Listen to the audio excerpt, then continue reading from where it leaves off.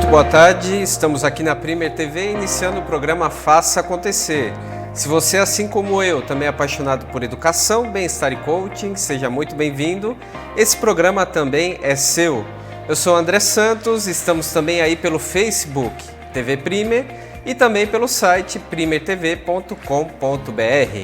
Hoje o nosso programa está movimentado. Temos agora no primeiro bloco a presença aqui do Luiz Pimenta. Vamos conversar um pouquinho sobre o Parque da Serra do Tabuleiro e depois, na sequência do programa, também teremos a presença da Mônica Monhote e também Nayara Gonçalves. Tudo isso em 1 hora de programa.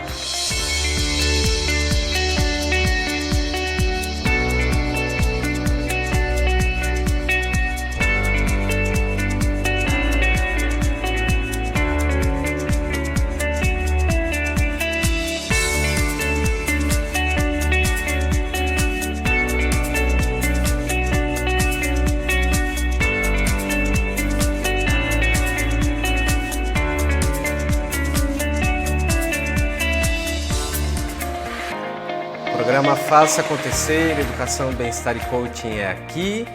E então, hoje também nós temos o quadro Resenha Literária. Eu não anunciei aí, no segundo bloco nós já veremos como será o Resenha Literária de hoje e com quem. Bom, temos alguns avisos, como sempre. Estamos anunciando aí, já há algumas semanas, sobre o Sarau da Imperatriz, que ocorrerá no dia 24 agora de outubro, lá em Santo Amaro da Imperatriz. É o primeiro sarau sendo organizado aí por esse grupo de pessoas tão destacadas. Então, quem quiser participar, aparece aí o flyer, é só entrar em contato pelo WhatsApp. Se você quer apresentar alguma dança, quer recitar algum poema, poesia, quer cantar, é só entrar em contato com a organização e poderá participar. Se você quer simplesmente assistir, estar aí no local, também está super convidado. Será lá na Badênia, em Santo Amaro da Imperatriz, dia 24. Outro recadinho, seguimos aí então com a Escola Câmara Criativa, que está com a sua expedição fotográfica, está sendo preparado aí lá para a cidade de Tiradentes, em Minas Gerais, para o Festival Foto em Pauta. Então você aí, fotógrafo ou até mesmo amador, que tenha interesse em participar desse grande festival que será realizado em março do próximo ano, é só entrar em contato aí com a Escola Câmara Criativa. A Luila, o Radi estarão aí de braços abertos para recebê-los, assim como também na escola você pode realizar aí vários cursos fotográficos. A escola fica aí no centro de Florianópolis, bem próximo ao terminal, próximo ao mercado público. O acesso então é super fácil e a Escola Câmara Criativa tem lá um espaço fantástico, vale a pena conhecer, porque realmente é um lugar diferenciado. Só a vista que eles têm lá de cima do prédio já vale a pena, porque é uma vista única da cidade de Florianópolis. Bom, agora sim, estou com ele aqui que já está se cansando de esperar, né, Luiz Pimenta? Estamos tranquilos. Tranquilo, seja muito bem-vindo ao nosso programa, Luiz. Obrigado. Então, Luiz, conta um pouquinho aí, o seu trabalho é no Parque da Serra do Tabuleiro. Para quem não conhece, o parque, a maior extensão dele é na cidade de Palhoça, é isso? Mais ou menos. Palhoça é um dos municípios que pega uma grande área do parque. O parque abrange 9 municípios, né? Florianópolis, Palhoça, Santa Amaro, Águas Moras, São Bonifácio, São Martinho, Imaruí e Garopaba e Paulo Lopes. Paulo Lopes, Santa Amaro e Palhoça são os que pegam quase 50% do território, estão dentro do parque. Certo, e aí o seu trabalho, a base onde você fica, está na cidade de Palhoça? O centro de visitantes, a sede do parque é dentro do município de Palhoça, ali entre as próximas praias da Guarda, do Embaú, Pinheira, Praia do Sonho, naquela região ali, Baixada do Maciambu, né? Baixada do Maciambu. Para quem não conhece, vale muito a pena conhecer, né? Sem dúvida. O lugar paradisíaco, como eu sempre falo. Cheio de história, aquela região toda, né? Cheio de história. Né? Muita história. E aquela área tá dentro da planície do parque. O parque ele é muito grande, pega ilhas, uma parte de baixada grande e áreas montanhosas. Então a sede está nessa parte de planície. Certo. Pimenta, você é bem conhecido, mas conta um pouquinho pra gente aí a sua trajetória, como que chegou até o parque, a sua formação. Eu sou geógrafo, eu fiz geografia por amor à natureza, acabei estudando e me envolvendo bastante com esse trabalho. Em 95 foi quando eu visitei a primeira vez a sede do parque, quando existia um projeto antigo que era do Raulino Heights, que é o criador da unidade de conservação. E fiquei maravilhado e falei, vou trabalhar com áreas protegidas. Aí defini minha linha de atuação. E aí fui atuando dentro da universidade, na Federal, me formei na UFSC. Nessa área, acabei trabalhando em vários parques, em várias outras unidades de conservação e tive a oportunidade de ser chamado para trabalhar no Tabuleiro em 2003, para coordenar o programa de educação ambiental de uso público. E de lá para cá não saí. Mas o trabalho mesmo no Tabuleiro desde 97. Então...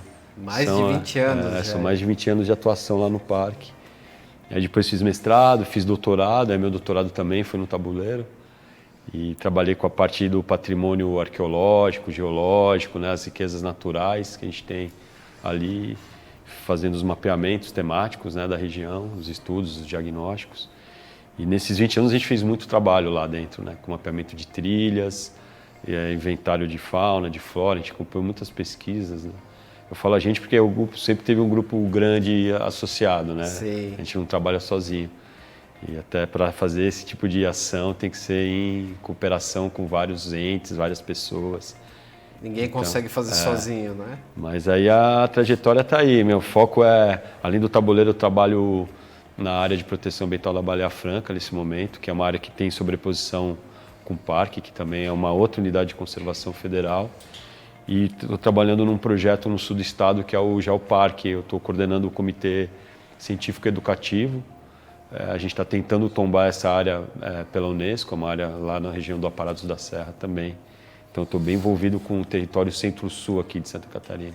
Certo, perfeito. Com as ações. É o professor doutor que tem o melhor campo de trabalho, né? Eu só agradeço, né? É verdade, André. Eu agradeço porque de fato, esse tipo de trabalho a gente está nos lugares mais fantásticos do estado, muitas trilhas, cachoeiras, montanhas, né? E mar também, ilhas, então a gente acaba acessando vários ambientes naturais e que é fantástico, né? Santa Catarina muito bom, né? Sem palavras, né?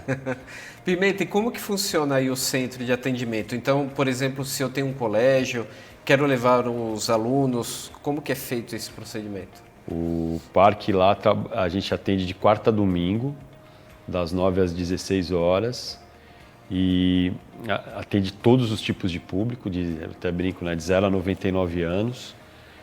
E aí as escolas, elas agendam, tem o telefone, que é o 3286-2624, e com esse telefone, então, a gente faz o agendamento das escolas e prepara o atendimento de acordo com o interesse da turma, com a faixa etária. Aí vai muito de cada escola, de cada professor, né? A gente atende pessoal da história, da geografia, do turismo, da pedagogia, e atende muitas universidades também, de vários cursos, então a gente sempre adapta a programação conforme o interesse e o tempo de permanência lá no centro de visitantes.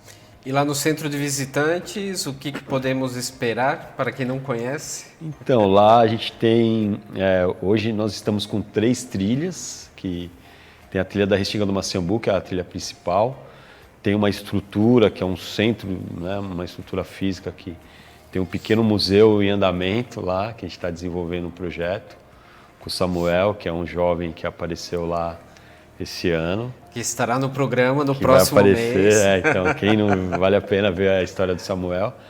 E então a gente tem essa estrutura com as trilhas, então a gente faz essa experiência, né, da visitação, desse contato com a natureza com quem for lá, né. Visitantes assim de fora, turistas, temos muitos que aparecem por lá ou as pessoas não têm conhecimento? Falta divulgação ainda. O parque, pela dimensão que ele tem, pela importância estratégica para o estado, com potencial todo de turismo, ainda é fraco o número de visitantes perto do que poderia ter. Então, de fato, demanda. Vão famílias finais de semana e no verão, né, visitantes mais do entorno ali, da Pinheira, da Guarda das Praias, acabam visitando a sede, mas, no geral, tem um potencial para muito mais gente. Só voltando no assunto, detalhando um pouco as nossas atividades, não só com as famílias, a gente oferece lá no parque cursos, né, palestras temáticas, então sempre, né, a parte audiovisual também, alguns vídeos, e as caminhadas, no caso lá, são de curta duração. Né? E agora a gente está de um ano para cá fazendo atividade com pernoite também. Então, eventualmente, a gente recebe alguns grupos de escola, universidade, que ficam e acabam pernoitando no parque também. Aí com todo acompanhamento de monitores? Com acompanhamento de monitores, a gente tem uma equipe, hoje nós estamos com 9 pessoas, e da história, da geografia, da biologia, da engenharia sanitária e ambiental, pedagogia, então é um grupo interdisciplinar que atua lá dentro. Pimenta, assim, que mais sobre o parque? Eu gostaria até que você comentasse, porque nós sempre vemos o parque em situações de perigo, né? Porque de outra forma não é lembrado. Então, quando a gente lembra que existe o parque, é justamente em época de incêndios. E fora isso, como que as pessoas acabam se esquecendo que aqui tão perto, né, tão próximo a nós temos uma riqueza da natureza tão bela. Então, o que as pessoas podem fazer, ou como ato de preservação também, o que pode ser feito? Então, antes de eu falar um pouquinho do incêndio, a gente tem um histórico aí de muitos incêndios ao longo das últimas 2 décadas. Esse agora que aconteceu, foram 15 esse ano, mais ou menos 15 eventos, e os últimos 3 eles foram de grande proporção, né? O dia 10 e 11 desse mês foi que estourou mesmo incêndio, quase 800 campos de futebol queimaram da Restinga. De setembro. Agora, dia 10 e 11 de setembro. A gente já tem... Estamos em outubro. Já faz um mês. Sim, passa rápido. Então, esse incêndio foi interessante porque ele gerou uma comoção de muitas pessoas aqui na região. Talvez não, pelos incêndios também que estão acontecendo na Amazônia, em outros lugares do país. Sim. Então, isso gerou todo um movimento até de educação e de um holofote para o tabuleiro, que agora a gente está trabalhando para fazer uma melhor divulgação do potencial que o parque tem. Então, a gente está direcionando muito das nossas atividades agora para a restauração da Restinga. Então, já teve evento de plantio de mudas. Está tendo um trabalho nas escolas de divulgação desses incêndios com fotos, que a própria escola da região lá, da Pinheira, produziu esse material para a gente estar rodando aí em outras escolas. E o trabalho com as crianças no dia a dia, que a gente está fazendo o rega das mudas, fazendo bomba de sementes, transplante de mudas de outras áreas para as áreas queimadas. Então a gente está aproveitando esse momento para fazer um trabalho pró-parque, né? E criar esse envolvimento comunitário de proteção da área. Então, eu acho que o primeiro passo, né, para a gente querer proteger ou pensar em alguma ação é conhecer o parque, né? Exato. É importante ir lá, a gente conhecendo, vivenciando aquela natureza, botar o pé no chão, né, tirar o tênis um pouco, botar o pé na grama, na areia, na serrapilheira da floresta, se conectar ali. É importante, né, para se conectar, né, por dentro e por fora, e a partir disso pensar coisas, né. Lá isso é legal, lá na sede a gente está muito nessa de uma incubadora de ideias, né, de juntar as pessoas, de escuta, né, estava vendo seu livro aí, sim, de escutar mesmo. A gente está num momento que tem que escutar muito as pessoas e tentar buscar a solução ou as soluções a partir desse contato, né?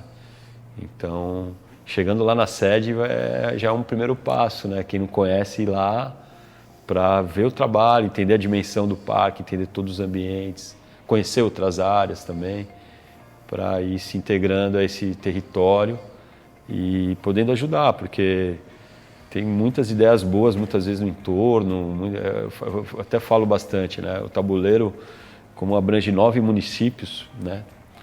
E as pessoas hoje estão invisíveis nesse entorno desse parque. Tem um monte de coisa legal acontecendo, né? Como o próprio Samuel, né? Que apareceu lá. Sim. E que a gente não sabia. Então, tem muitas iniciativas de jovens ou de famílias, de produtores, de pescadores, nessas comunidades tradicionais que vivem nesse entorno do tabuleiro e que a gente quer dar uma visibilidade para isso, né? Inclusive a gente está preparando algumas ideias. Dia 1º de novembro é aniversário do parque, então é uma sexta-feira e aí provavelmente vai acontecer uma passeata com a escola. A gente já está organizando uma passeata com a escola. A escola lá do bairro da Pinheira. Da Pinheira, que é uma escola estadual, Padre Vicente Cordeiro, para fazer um abraço ao parque.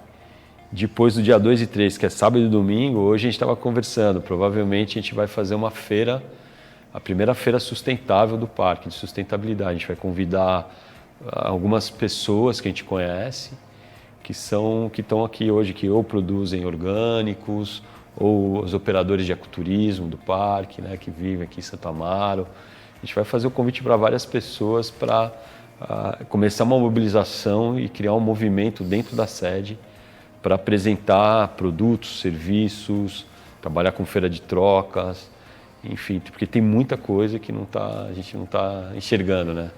Isso é muito bacana, né? Porque aí as pessoas acabam entrando aí no parque de outra forma também, né? Isso aí. Se não vai diretamente para conhecer o parque, vai por outros motivos, até uma feira de trocas, né? Ela é motivada por outros elementos também relacionados à sustentabilidade. E aí é a porta de entrada, né? Essa é a ideia, porque o grande desafio dessas áreas protegidas hoje é trabalhar o desenvolvimento econômico. Né? A gente precisa desenvolver economicamente as unidades de conservação. Essa parte, muito ecoturismo, que é um potencial gigantesco, né? O tabuleiro você tem a possibilidade de fazer, por exemplo, todos os esportes de natureza, o surf, mountain bike, canoagem, trilhas de longa duração, travessias de montanha, trilhas de curta duração, acampamento, voo livre, então, assim, escalada, em vários níveis também, né? Vários níveis, né? Desde o amador até a turma profissional. E esse potencial todo apesar de a unidade ter 40 anos, né? O tabuleiro foi criado em 1975, é o maior parque do estado, né? A maior reserva de Mata Atlântica de Santa Catarina. Tem um porte para ser um parque nacional, né? É um parque estadual de grande relevância para a conservação, mas a gente ainda está engatinhando nessa estruturação. E para isso precisa de todos os parceiros, precisa da iniciativa privada, precisa das universidades, né? Todas as faculdades, as escolas, as comunidades. Então é bastante trabalho, mas a gente conseguiu avançar esse último 1 ano e meio aí a gente conseguiu dar um avanço aí, né? E Pimenta, desde quando foi fundado o parque, tem se mantido mesmo? Tem sido preservada a área? Como tem sido esse desafio? Isso é interessante, essa pergunta. Se você olhar uma imagem de satélite do parque, você consegue ver que ele está cumprindo a sua função. Você vê um verde assim bem forte na imagem. Mas temos muitas ameaças no seu entorno, né? Então, por exemplo, e também dentro. A caça, ainda a gente tem a caça em alguns municípios, né? Não é tão grande, mas tem ainda caçadores que frequentam. A gente tem essa pressão da ocupação, né, de invasão em algumas áreas.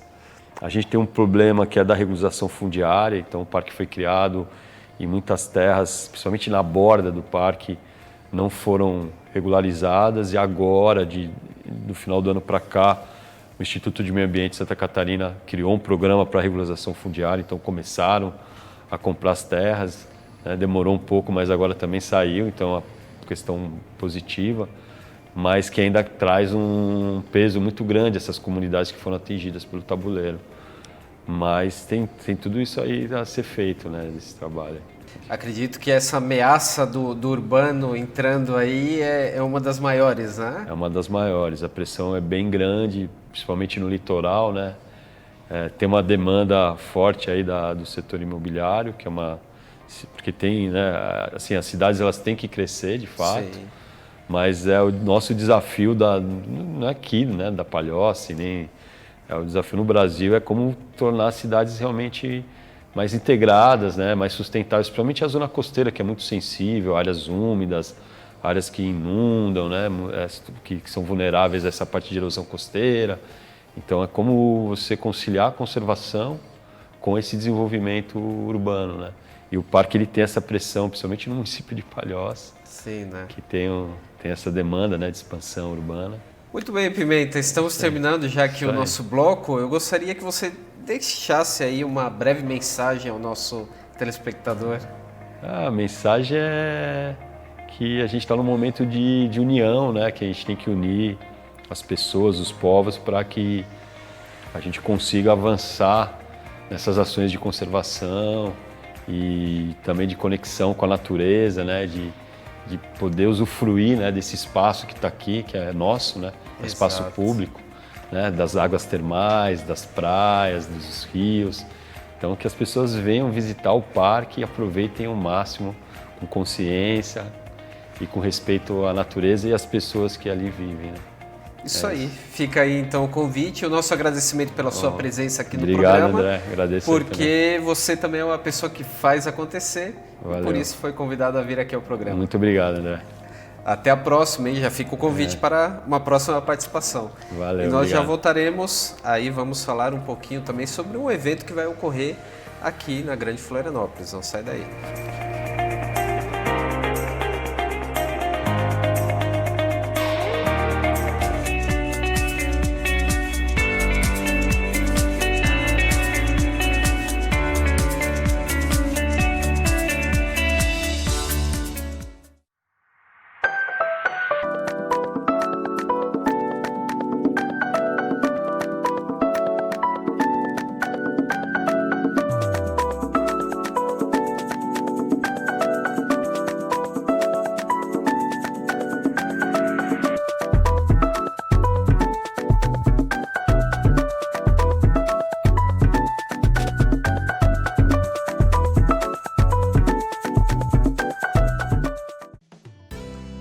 Rosiméria Amorim apresenta o espaço Conexão e Gratidão. Agende seu horário. Fone 48 99942 8738.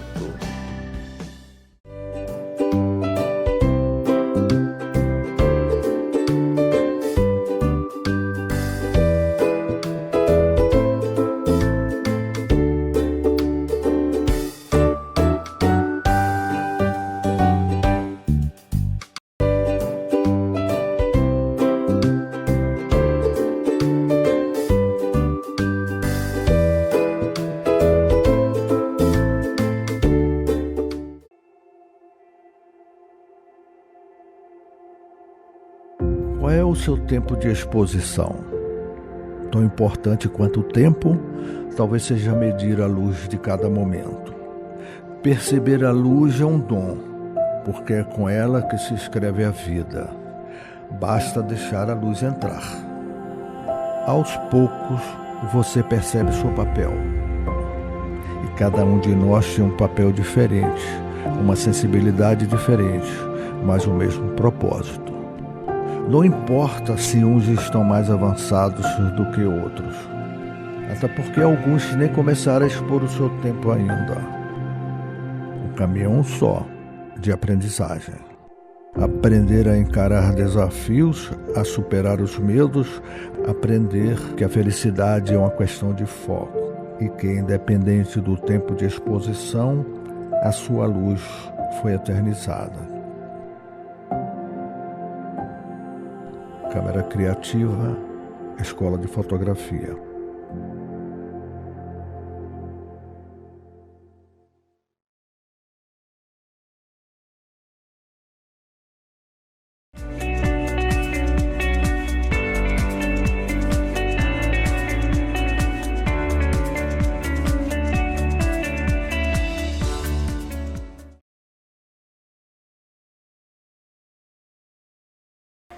Já estamos de volta no programa Faça Acontecer, Educação, Bem-Estar e Coaching é aqui também. E como nós temos sempre o nosso quadro Resenha Literária quinzenalmente, hoje nós temos o quadro comigo, aqui, pessoalmente.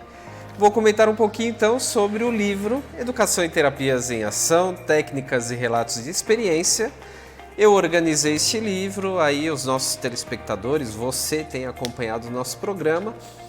E vou comentar um pouquinho sobre o meu capítulo, que é sobre barras de Axis, que é o processo com o qual eu trabalho. Então aqui eu comento um pouquinho sobre a técnica. Se você não conhece, vale a pena conhecer essa terapia complementar, que é a barras de Axis. Então o terapeuta ele toca somente em 32 pontos da cabeça da pessoa, né? E aí nesses 32 pontos estamos trabalhando várias áreas da vida da pessoa. Estamos trabalhando o corpo, estamos trabalhando paz, calma, estamos trabalhando alegria, tristeza, são 32 pontos. Então aqui no livro eu conto um pouquinho sobre a técnica que foi criada nos Estados Unidos, aí com o psicólogo Gary Douglas, há 30 anos praticamente. Chegou aqui ao Brasil há 10 anos, pouco menos, e já somos aí vários praticantes ou terapeutas espalhados pelo Brasil, atuando aí. Nós chamamos de praticantes, né, de barras de Axis. Então eu explico um pouquinho sobre a técnica e também coloco 3 relatos aí de experiências. Então são 3 pessoas que passaram pelo processo e eu conto um pouquinho o que aconteceu com elas. Claro que eu não cito nomes e nada, mas eu falo sobre o processo, como que ocorreu do início ao fim. Vale a pena conferir, tem aí o contato. Quem tiver interesse, aí nós enviamos a qualquer lugar do Brasil. Fica a dica, Educação e Terapias em Ação. E já estamos aí trabalhando a edição de 2020, então você que é escritor ou ainda não é escritor, mas tem interesse em publicar um livro, oportunidade de participar aqui através de um capítulo. Então você que é educador, você que é terapeuta e tem esse interesse em escrever, em divulgar o seu trabalho, pode entrar em contato e participar aí desse projeto que já estamos iniciando aí para lançar o livro de 2020. Lançaremos em maio. Bom, deixa eu apresentar aqui a convidada, porque ela também já está se cansando. Mônica, seja muito bem-vinda. Muito obrigada por me convidar. Mônica, então nós estávamos conversando antes e nós vamos falar agora um pouquinho sobre aprendizagem criativa, né? Exatamente. A aprendizagem criativa é um novo desafio na educação, né? A gente trazer para a sala de aula uma forma diferente de ensinar, de produzir o conhecimento, né, para o aluno. Então a gente se juntou, vários professores, para construir um espaço onde o professor possa se capacitar, ele possa trocar experiência, compartilhar ideias, né? E principalmente aprender novas metodologias de ensino. E há quanto tempo surgiu esse grupo, Mônica? Esse grupo é recente, a gente se reuniu agora, esse ano, né, com a ideia de conversar e trocar e compartilhar, e aí a gente percebeu a oportunidade, né, e a demanda, né, de como tem professores sendo impactados por essa necessidade das metodologias ativas em sala de aula, né, de fazer com que o aluno tenha uma compreensão diferente, uma participação também diferente no ensino. Hoje em dia, com um mundo super conectado, a gente percebeu essa necessidade. E aí construímos um programa para isso, né? Um evento que chama Mática, Aprendizagem Criativa. Mática quer dizer jornada, então a gente quer dizer também que a gente está junto nessa jornada. É um evento de professores para professores. Certo, que ocorrerá em Florianópolis, Em Florianópolis, vai ser lá no Impact Hub de Floripa, da Beira-Mar, na Bocaiúva, né? E vai ser no dia 19 de outubro, um sábado. Um dia inteiro. De outubro. Esta semana já vamos ter aí o evento. Então, quem quiser participar, pode se inscrever, dá tempo, né? Pode se inscrever. Siga a gente lá no Instagram, @Mática-Aprendizagem, e aí lá tem o link da inscrição. Isso, Mática é M-A... M-A-T-K-A. Perfeito. Matka. Matka. Uma palavra que em finlandês quer dizer jornada. Jornada. Jornada. E essa vamos jornada juntos. está apenas iniciando. Né? Apenas iniciando. E vamos juntos. E quantas pessoas vocês esperam aí que participem do evento, Mônica? A gente está com um espaço para 100 pessoas. Então, 100 pessoas. São inscrições limitadas, né? Precisa realmente correr. A gente está com essa expectativa. E aí, qualquer educador pode participar? É somente para educadores ou qualquer pessoa pode participar? Olha, a gente não pode fechar as portas por um interessado, de jeito nenhum. Ainda mais porque é uma prática que pode ser aplicado tanto em treinamentos quanto em sala de aula. Metodologia ativa também é. Então, qualquer pessoa que esteja interessada em conhecer, né? Mas é focado no professor, é focado na sala de aula. Mas qualquer pessoa é bem-vinda. Será um prazer receber qualquer pessoa. É possível aplicar até a técnica no meio corporativo ou não? Ou está voltado mesmo para a educação? Não, é sim. Até mesmo a gamificação hoje em dia já é utilizada nas organizações, né? Como um método de conciliar os processos de capacitação dos colaboradores. Então, a gente o feedback também é um workshop da professora Leilane, que é muito importante na hora da gente interagir com o aluno, responder a ele. Então, são 7 workshops que acontecem e a gente tem 2 coffee breaks para a gente poder interagir. Então, todo esse espaço colaborativo, também criativo e de disseminação dessas informações, ela pode servir para quem aplica treinamento no mundo corporativo. Sim, é uma forma bem interessante. Então fica o convite aí também, também, Fica o convite, né? todos aos convidados. Gestores. Aos gestores, exatamente, aos gestores acadêmicos também, Isso. né? Eu acho que quando você conhece novas metodologias, se aprofunda sobre o que pode acontecer numa sala de aula, fica mais fácil também de você permitir essa novidade, de você incentivar, de você trocar conhecimento. Uma coisa que a gente sempre precisa, né, é a criatividade. A criatividade para construir um novo processo em sala de aula. E, às vezes, isso você precisa de consultar livros, você precisa estar aberto também, ter processos cognitivos que te permitam estar disponível para criar coisas novas, se sentir bem, né, para criar Sim. coisas novas. Inclusive, o meu foco lá no Matka, nesse momento, é o bem-estar para professores. É a importância da gente ter o uso das emoções positivas no nosso dia a dia. Há uma teoria que explica, né, com base na psicologia positiva, que quanto mais a gente usa as nossas emoções positivas, mais a gente está pronto para processos criativos, para processos de desenvolvimento.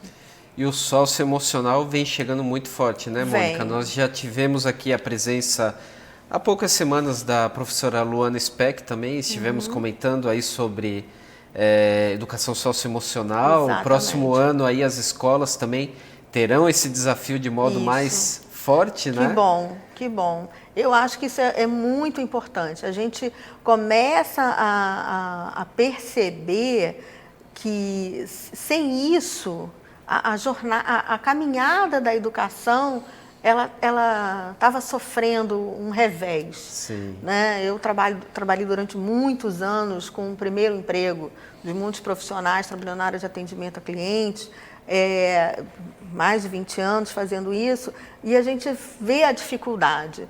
Como que é diferente você estar num espaço de educação, numa escola, e de repente entrar para o mercado de trabalho. E, ao mesmo tempo, a gente vê isso na sala de aula. Quando o aluno sai do ensino básico, vai para o ensino médio, também tem uma diferença. Quando ele vai para a graduação, como ele vai, esse comportamento do aluno, a gente vê a dificuldade dessa interação, dessa dificuldade. Quando chega numa pós-graduação, eu coordeno também a pós-graduação de liderança e coaching, e eu vejo como que essa parte comportamental, a parte de você interagir em grupos, né?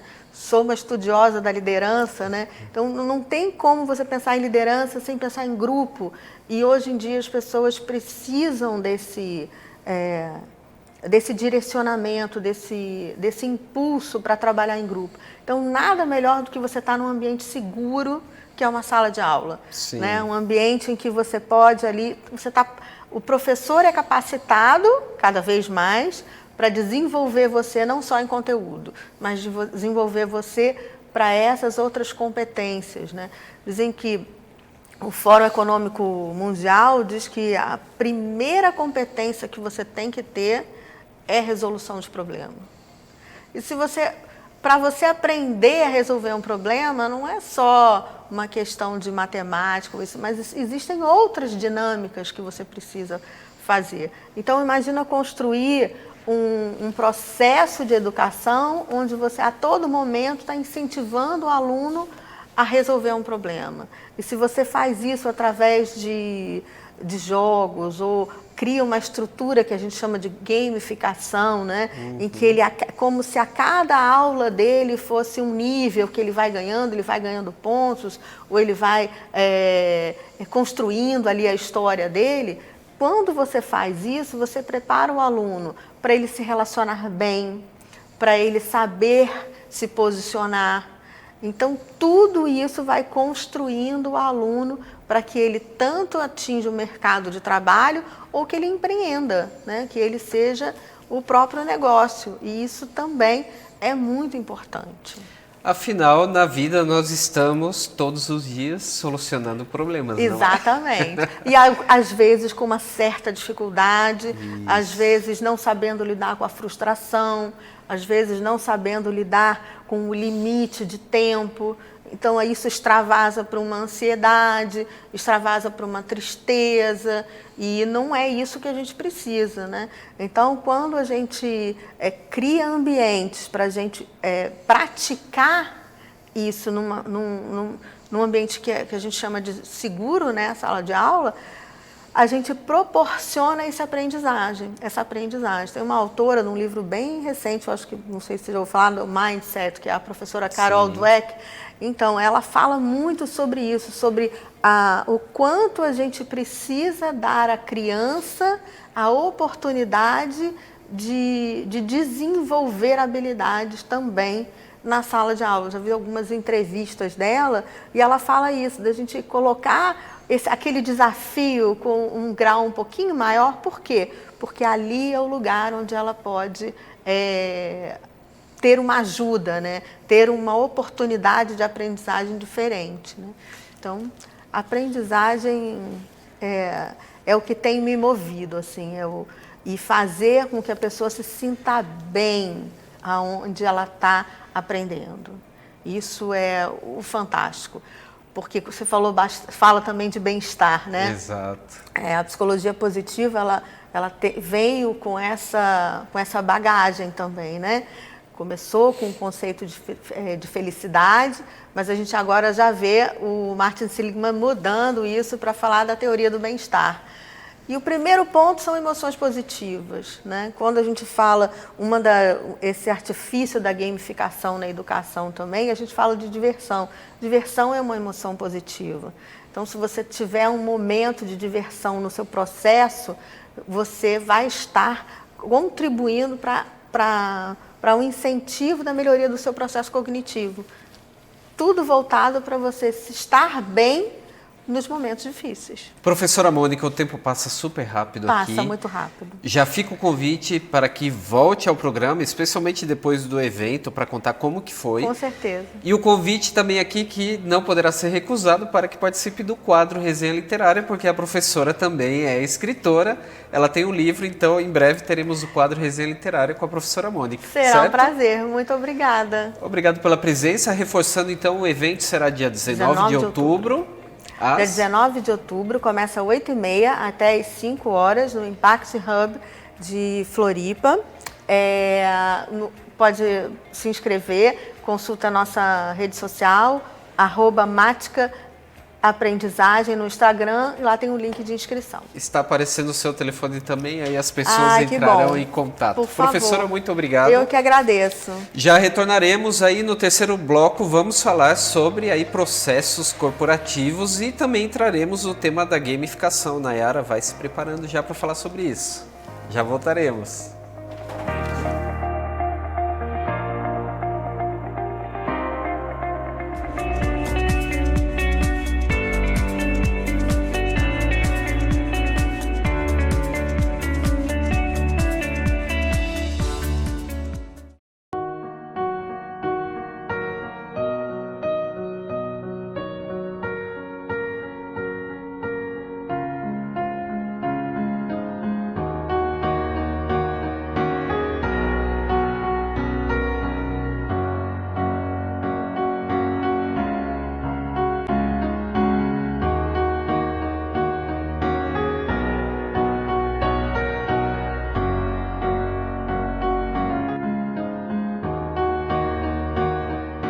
Você se sente como um desses empresários? Perdido em meio a uma selva cheia de feras sedentas por devorar seu negócio? Agora, pense o seguinte, se você fosse atravessar uma floresta, não gostaria de fazer isso com a ajuda dos melhores guias? Tocar um negócio sem uma metodologia de sucesso é como tentar atravessar uma floresta sem um mapa. Cedo ou tarde você vai se perder. Mas a Line Coaching conhece o caminho do sucesso e pode ajudar você.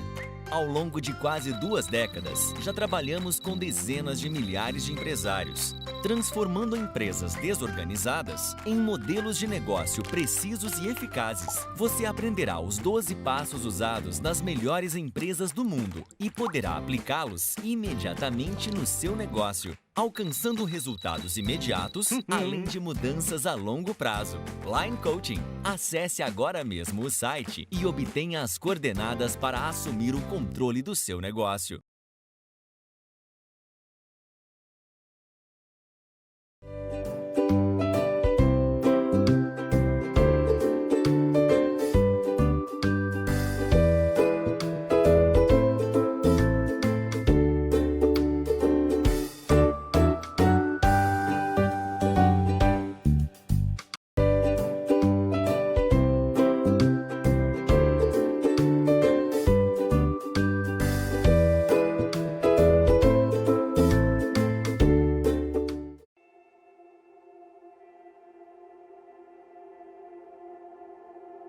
Qual é o seu tempo de exposição? Tão importante quanto o tempo, talvez seja medir a luz de cada momento. Perceber a luz é um dom, porque é com ela que se escreve a vida. Basta deixar a luz entrar. Aos poucos, você percebe seu papel. E cada um de nós tem um papel diferente, uma sensibilidade diferente, mas o mesmo propósito. Não importa se uns estão mais avançados do que outros, até porque alguns nem começaram a expor o seu tempo ainda. O caminho é um só, de aprendizagem. Aprender a encarar desafios, a superar os medos, aprender que a felicidade é uma questão de foco e que, independente do tempo de exposição, a sua luz foi eternizada. Câmara Criativa, Escola de Fotografia.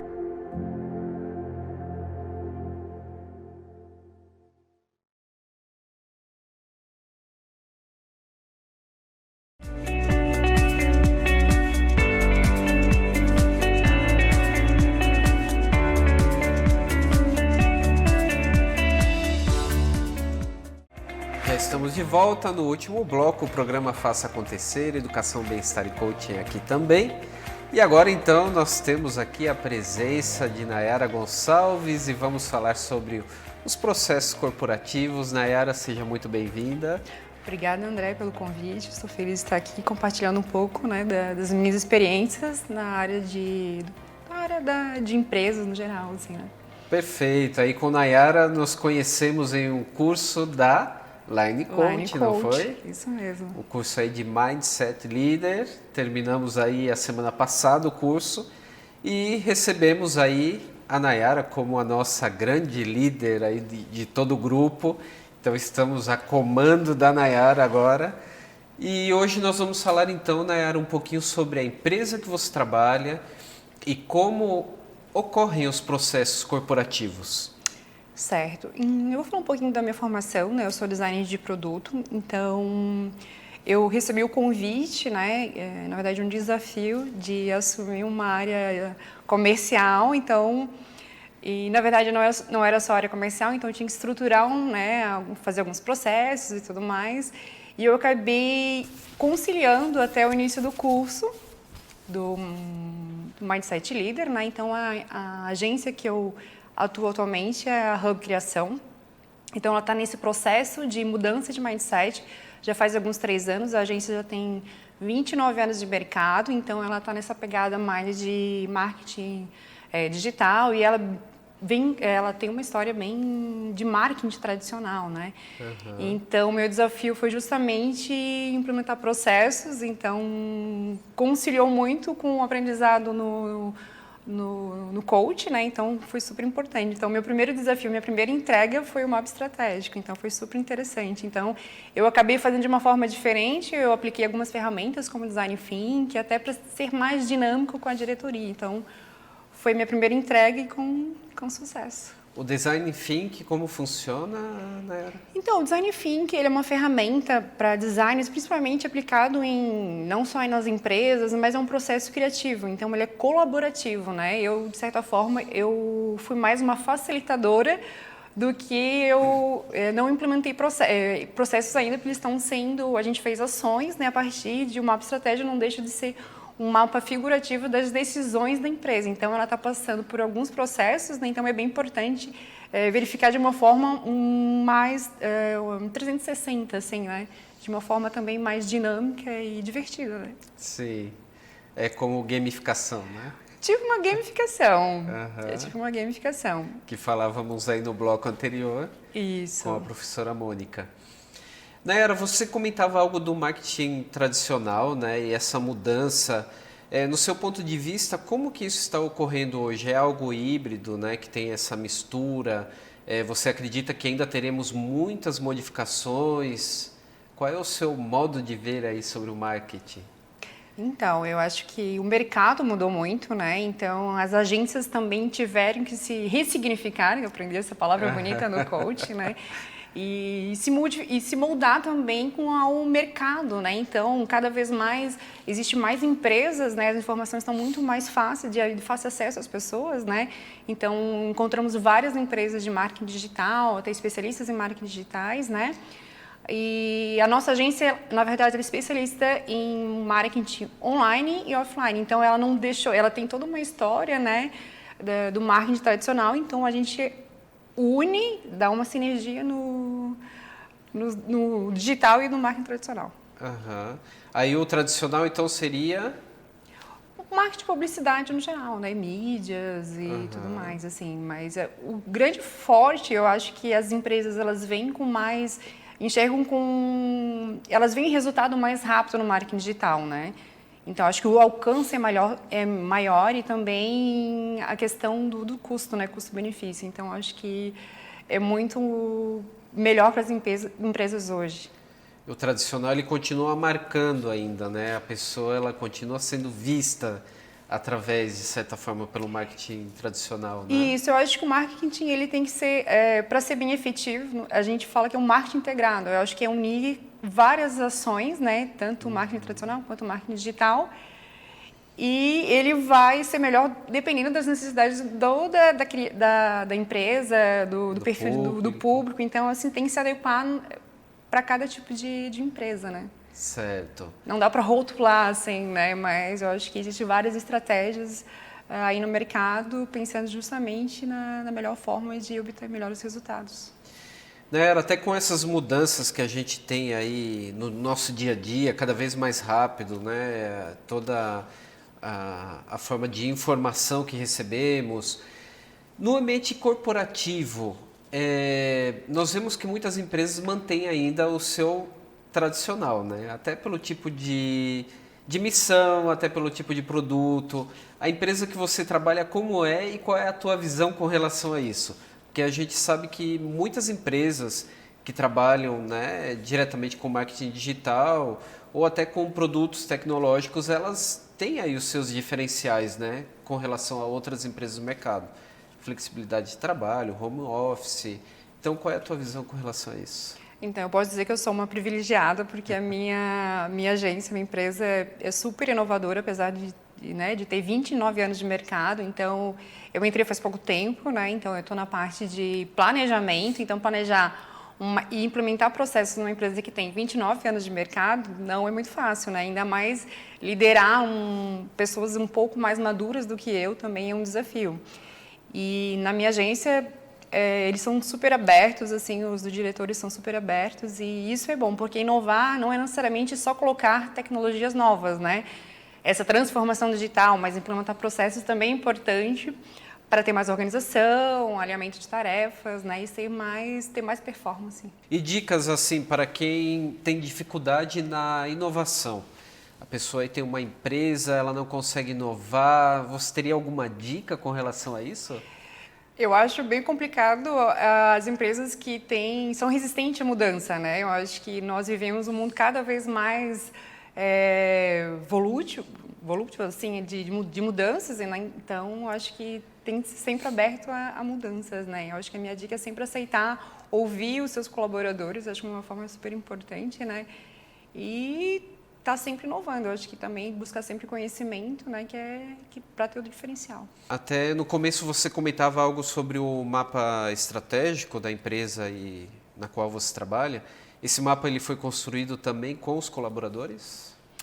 Inicialmente foi com a diretoria, né, que o mapa estratégico, ele, como nós estamos, né, em fase de mudanças, né, ele norteia, né, os caminhos, né. Primeiro fizemos toda uma dinâmica de post-it, até foi fica bonito visualmente, e colocamos as principais informações e depois fizemos uma reunião com todos os colaboradores para eles também expressarem os seus sentimentos, até porque o mapa estratégico tem valores, tem missão da empresa, tem proposta única de valor, então são vários eixos super importantes para desafios, né, e estratégias da empresa mesmo. Ele ficou bem amplo, assim, ficou bem visível assim, para onde nós queríamos ir. Então, são vários caminhos. Não é fácil, né? Então, e o resultado disso foram algumas ações, né? Então, eu sou responsável por duas áreas, né? Comercial e marketing, para traçar até... Minha meta tem até dezembro de 2019, né? Então... Pouco tempo. Pouco tempo, é verdade. Mas tem outras, né? Outras metas para os próximos, né? Para o próximo ano, enfim. Então, a gente tem... É um passo né? Que é um passo a cada... Aí sempre é traçado com curto, médio e longo prazo, né? Isso mesmo. Até para ser mais objetivo, né? Isso. Não adianta você colocar uma meta a longo prazo e não visualizar algo que pode ser a curto ou a médio prazo, né? Isso mesmo. Então, essas etapas vão ajudando, né? E até a questão da gestão do tempo que nós tivemos no curso, né? Exato. Ajuda bastante. Até não adianta traçar metas muito...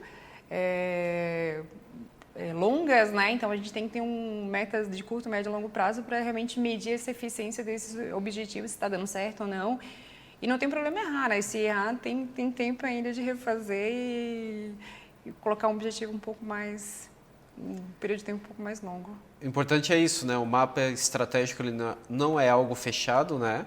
É uma construção que ela pode ser modificada também, assim como tudo na vida, né? A flexibilidade, Isso. né? Verdade. Lá na empresa, nós dizemos que esse documento vai ser vivo, né? Então, eu startei, mas outras pessoas, né? Então, a gente vai estar sempre resgatando para fazer as modificações, né? E agora, aproveitando, Nayara, a sua formação, vamos entrar no tema também aí de design. Uma pergunta que não havíamos comentado antes, mas eu gostaria de fazer e gostaria de saber a sua resposta também com relação a isso. Qual é a contribuição do design para o nosso dia a dia? É uma pergunta que a gente vê no curso de design, né? Eu também fiz um semestre. Eu me meti em várias faculdades, fiz um semestre de design, inclusive no mesmo instituto que você fez. E a gente comentava muito sobre isso, a importância do design no dia a dia. Porque quando você fala design, as pessoas colocam algo tão longe, né? Como se fosse algo de outro mundo, que não é real, que não é material. Então eu gostaria que você comentasse sobre isso. Então, eu sou um pouco suspeita para falar, né? Porque eu sou apaixonada pelo curso, assim, né? E eu acredito que o design não é só a parte visual, né? Ele tem toda a parte do dia a dia, até de elementos para facilitar a vida das pessoas, né? Eu tive uma empresa de UX, User Experience, que é a experiência do usuário, então para facilitar e melhorar a vida das pessoas. Então, hoje se fala muito em service design também. Eu acredito que o design só agrega na vida das pessoas. E o tempo que você trabalhou com isso, você lembra assim de alguns casos assim que você... Então, eu trabalhei mais com interface digital, né? Então, era mais na área de projetos digitais. Então, mesmo assim, em interfaces digitais, a gente viu uma diferença grande, porque a gente fazia pesquisa, né? O antes e depois, e todas as interfaces de usabilidade, né? Então, a gente viu uma grande diferença das pessoas que ficavam atrás da tela de computador. Às vezes é um botão que não estava funcionando, é uma cor que não estava adequada, era um nome que não estava adequado, a posição. Então, às vezes, são pequenos detalhes que fazem toda a diferença. Sim. E essa resposta é do público, né? É do usuário. É do usuário. Aham. E aí, você testando, você se dá conta disso? Ou vem os feedbacks também? Não, vem os feedbacks. Na verdade, o feedback é importante em tudo, né? Em tudo, né? Então, eu estava escutando antes a questão do feedback, né? Que é Sim. super importante. Eu também, nós praticamos o feedback lá na agência, e feedback também no dia a dia é super importante para a gente fazer essas pequenas correções, né? Porque, às vezes, né, o designer, ele projeta, faz todo né, o design bonito e tudo mais, só que às vezes esquece esses pequenos detalhes de quem vai utilizar a interface no final, né? Então, esse feedback constante, essas melhorias constantes são fundamentais. Eu acho que todas as empresas deveriam escutar mais seus colaboradores também para fazer essas melhorias. Escutar mais os colaboradores. Nayara, comenta um pouquinho então agora também sobre a parte comercial. O que tem se modificado nesse sentido? Porque a gente falou bastante sobre a parte de marketing, né? E a parte comercial, ela continua ainda tradicional ou tem as suas mudanças também? Como tem sido essa evolução? Sim, mudou bastante, né? Eu acho que se tinha a imagem do vendedor, né? Que falava bastante, que não tinha muito estudo, mas hoje em dia mudou bastante. E até se fala muito em inside sales, né? Que são as vendas internas. Tem a questão dos gatilhos mentais, como é importante, né, a gente perceber o outro, entender também essas questões mais comportamentais, né? Então, mudou muita coisa. Então, hoje em dia eu digo, né, que o bom vendedor é aquele que sabe escutar e principalmente entender, né, do seu negócio, entender do mercado e principalmente atender e saber as necessidades do seu cliente.